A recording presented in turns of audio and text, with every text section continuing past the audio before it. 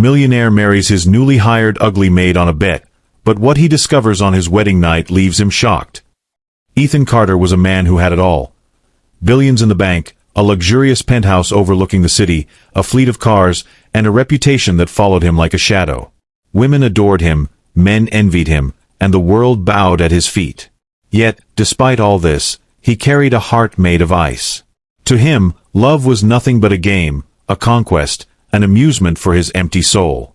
He had never met a woman who could challenge him, until the night of the outrageous bet.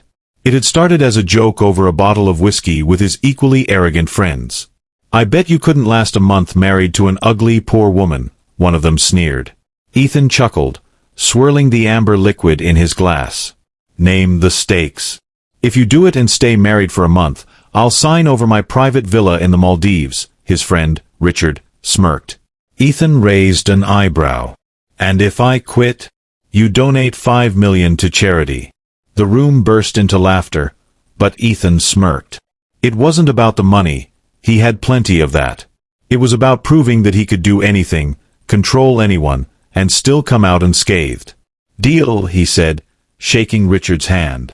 The next morning, he ordered his staff to hire the plainest, most unattractive maid they could find. Someone who wouldn't even dare dream of being with a man like him. And that's when they found her, Clara. She was short, timid, with thick-rimmed glasses that swallowed half her face, and a dress that looked 3 sizes too big. Her skin was pale, her hair tied in a messy bun, and her eyes rarely met anyone's gaze. She was the perfect candidate for his little game. Within a week, he announced their engagement. The world was shocked. The media speculated. His socialite friends whispered behind his back. But Ethan didn't care. He had never lost a bet before, and this wouldn't be the first time. The wedding was rushed and cold. There were no heartfelt vows, no affectionate gazes, just a contract signed under the flashing lights of cameras. And then, as the night fell, they stood in their grand bedroom. Ethan leaned against the doorframe, loosening his tie, smirking at Clara, who stood awkwardly near the bed, hands clutching the hem of her oversized dress. "You can relax," he said lazily. "I'm not interested in you. This is just business, sweetheart." She didn't respond, just nodded stiffly. He turned his back to her, ready to pour himself a drink, but then, he saw something in the mirror's reflection that made his heart stop. His breath hitched. His fingers froze around the whiskey glass. Because Clara, the shy, awkward, supposedly ugly maid, was not what she seemed. Ethan's mind raced as he turned around abruptly, his eyes locked on Clara. But before he could speak, she quickly turned away, her hands trembling as she clutched the neckline of her dress. "What the hell was that?" he murmured under his breath. For a brief moment, in the mirror's reflection, he had seen something that made no sense.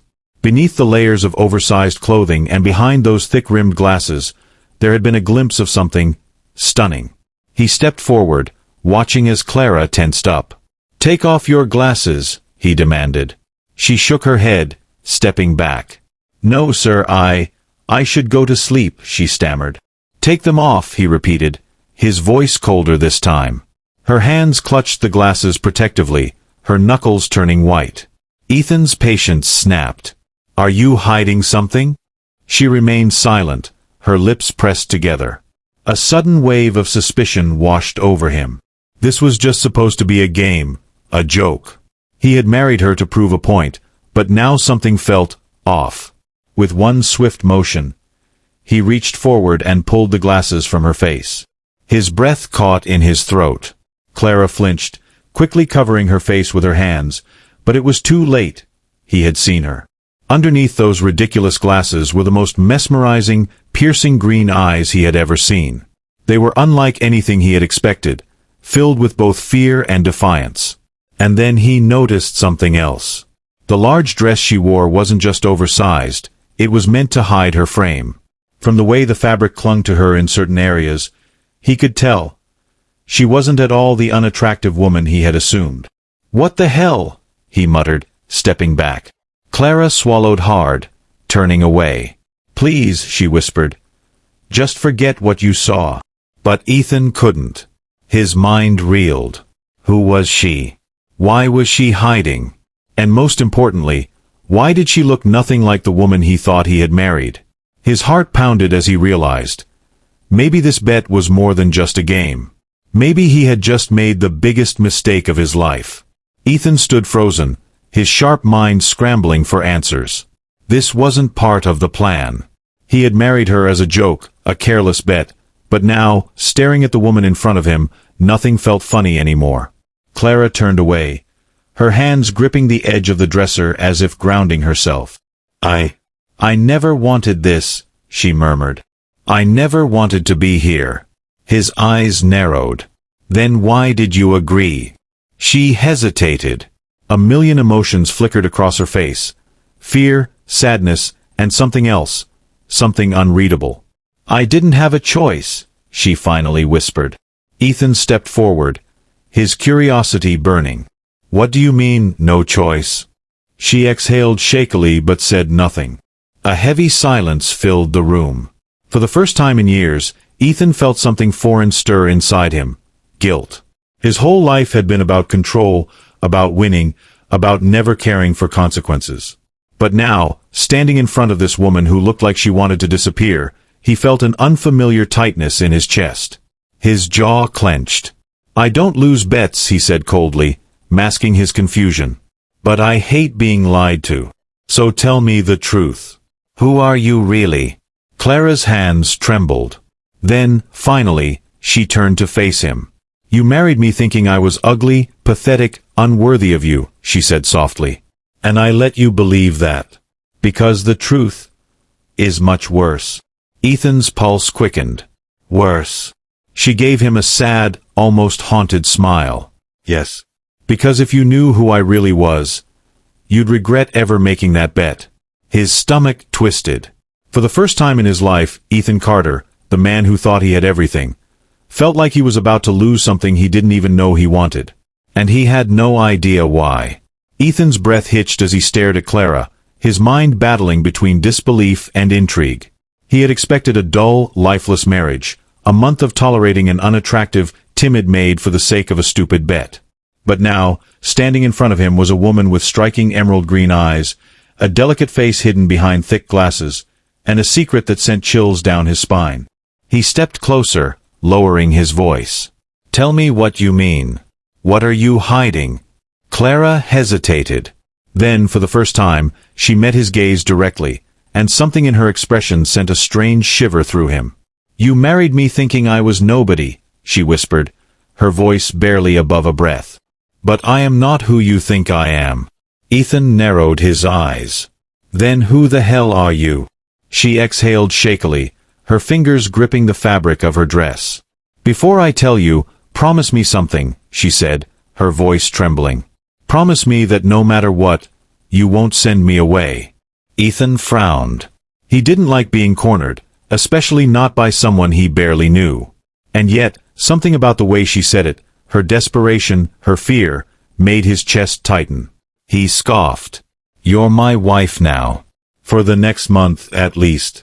I have no intention of sending you anywhere. Clara let out a breath of relief, but Ethan could see the fear still lingering in her eyes. And then, after what felt like an eternity, she finally spoke. My real name is not Clara, she confessed. I changed it to hide. To escape. Ethan's pulse quickened. Escape from what? She hesitated. Then, with a deep breath, she uttered the words that sent a chill down his spine. From the people who want me dead. The room fell into suffocating silence. Ethan's heart pounded.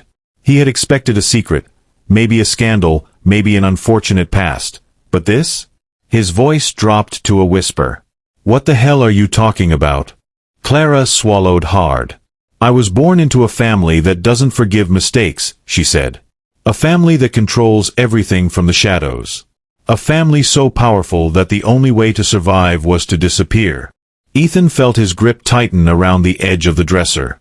He had heard rumors of underground crime syndicates, of families who ruled the world in secrecy. But he had never imagined. His newly hired maid, his wife, was running from them. Who are they? He demanded. Clara exhaled, her hands trembling. My real name is Celeste Romano. She lifted her gaze, watching the shock ripple through him. I am the only daughter of Antonio Romano. Ethan's blood ran cold. Antonio Romano, the most feared crime lord in the country. A man who was rumored to control governments, economies, and lives with the snap of his fingers. And his only daughter was standing in front of Ethan. His wife. A million thoughts raced through his mind. What the hell have you dragged me into? He muttered, running a hand through his hair. Clara, Celeste, gave him a weak smile. I was hoping you'd never find out. Ethan inhaled sharply, his mind spinning. He had married a maid for a bet, thinking it was a game. But this was no game. This was a death sentence. Ethan took a step back, his heart hammering against his ribs. This wasn't just some ridiculous bet anymore. This was a nightmare. He had married the only daughter of Antonio Romano, the most feared crime lord in the country. The man whose enemies vanished without a trace. The man whose reach extended far beyond what any billionaire could match. And now, he was tied to her. You. Ethan's voice was low, almost dangerous. You should have told me. Celeste, no longer just a timid maid, but a woman carrying a secret more dangerous than he could comprehend, held his gaze, something between sorrow and defiance in her expression. If I had told you, would you have let me stay? She asked softly. Ethan clenched his jaw. Of course, he wouldn't have. He wouldn't have touched this situation with a 10-foot pole. But now it was too late. You're telling me that the Antonio Romano, the man known for wiping out entire bloodlines, thinks you're dead? Celeste nodded. Yes. And if he finds out I'm alive? She let the rest of the sentence hang in the air. Ethan ran a hand down his face. He had never lost a bet in his life. But this? This wasn't just losing. This was walking straight into the lion's den with no way out. You don't understand what you've done, he muttered. If anyone finds out you're here, we're both dead. Celeste swallowed. I know. And I'm sorry. I didn't want you involved, but... A loud crash outside the bedroom made them both freeze. Ethan's instincts kicked in immediately. He grabbed Celeste's wrist, pulling her behind him as he moved toward the door. His security was tight. No one got past them. Unless... He slowly reached for the drawer beside him, pulling out the gun he kept for emergencies. Stay behind me, he whispered, his voice deadly calm. Celeste obeyed, but he could feel her trembling. Another noise. This time, closer. And then, a knock. Ethan's grip on the gun tightened. Who is it? No answer. His mind raced. It could be nothing. It could be everything. He exhaled sharply, steeling himself, before unlocking the door and yanking it open, gun raised. To his shock, it was Richard. The same man who had dared him into this bet. The same man who had laughed at the idea of Ethan marrying a maid. But he wasn't laughing now. His face was pale, eyes darting toward Celeste. Ethan lowered the gun slightly but didn't relax.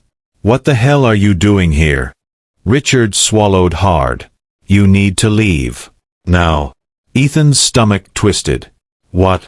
Richard stepped closer, lowering his voice. Your wife, your maid, she's been found. Celeste gasped softly behind Ethan. Ethan's grip on the gun tightened again. By who? Richard's next words sent an icy chill through the room. Her father. Antonio Romano knows she's alive. Silence. Thick. Suffocating. Ethan's world tilted. His mind worked fast. Too fast. How had they found out? But there was no time for questions. He turned to Celeste. Her face had drained of all color, her breath shallow. Pack a bag, Ethan ordered, his voice controlled but sharp. We're leaving. Now. Celeste hesitated. Ethan, Now, he repeated. She didn't argue. She ran to grab what little she had, while Ethan turned back to Richard. How long do we have? He asked. Richard exhaled. Maybe an hour. Maybe less. Romano's men are already in the city. Ethan's jaw clenched. This was it. He had started this marriage as a bet, a joke. But now, it was a war. And for the first time in his life, Ethan Carter wasn't playing to win. He was playing to survive.